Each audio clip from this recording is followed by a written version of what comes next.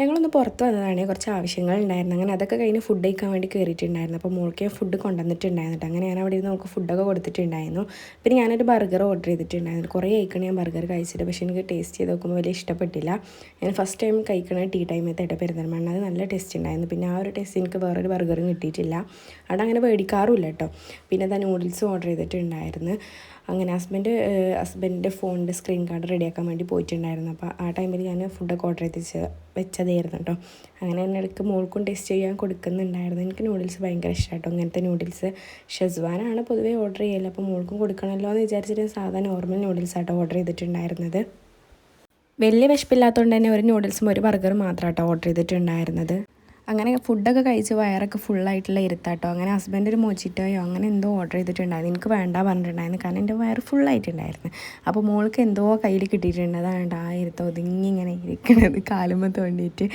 അങ്ങനെ ഞങ്ങൾ മോച്ചിറ്റോയും ഓർഡർ ചെയ്തിട്ടുള്ള ഇരിപ്പാണ് ഈ ഇരിപ്പ്, വെയിറ്റ് ചെയ്തിട്ട് കേട്ടോ.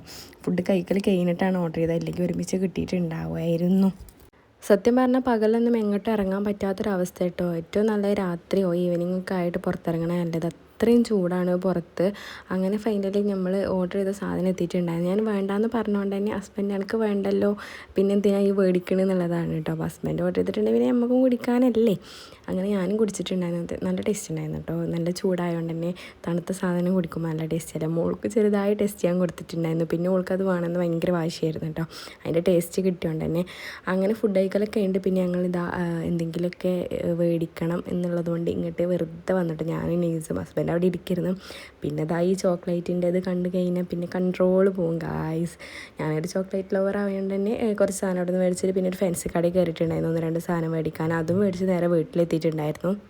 എൻ്റെ ബാഗ് കണ്ടു കഴിഞ്ഞാൽ ഇത് എല്ലാ സകല സാധനങ്ങളുടെ മുകളിൽ ഇതാ പുറത്തെടുത്ത് ഇടും കേട്ടോ. അതാണ് ഇപ്പോഴത്തെ പരിപാടി.